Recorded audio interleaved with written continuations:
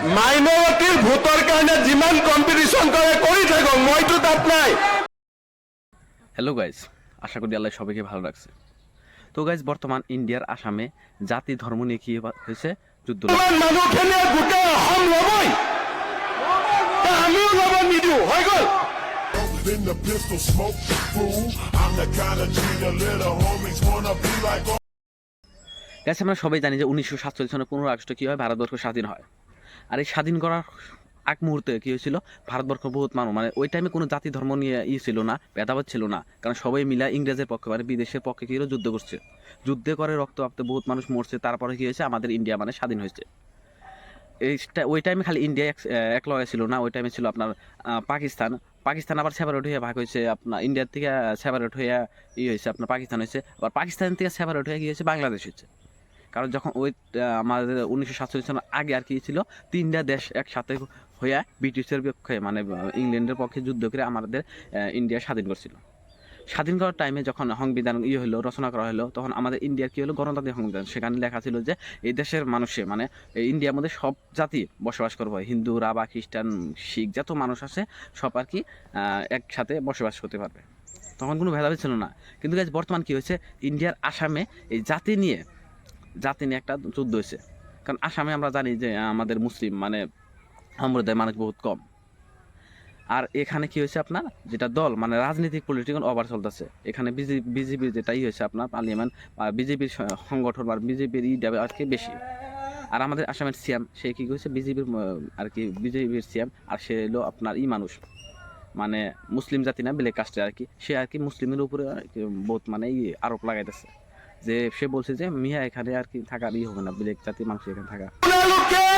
মিয়া মুছলমান মানুহখিনিয়ে গোটেই অসম ল'বই, আমিও ল'ব নিদিওঁ, হৈ গ'ল।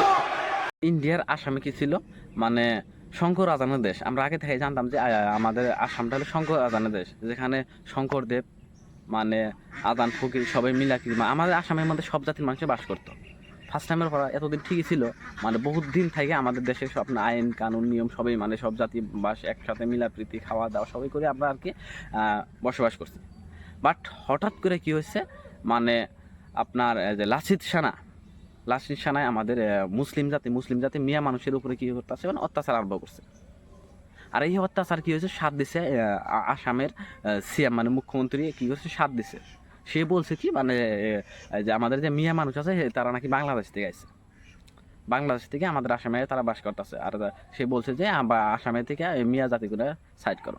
কিন্তু গাইস, আসামের মানুষ তো তা না, কোনো তাদের মানে মুসলিম জাতির মিয়া যেগুলো মানুষ আছে তার মাটি বাট্টা আছে, দখল আছে, তারা মানে টু জেড মানে আগে থেকে সব ডকুমেন্টস আছে, তারা তো বিদেশি না।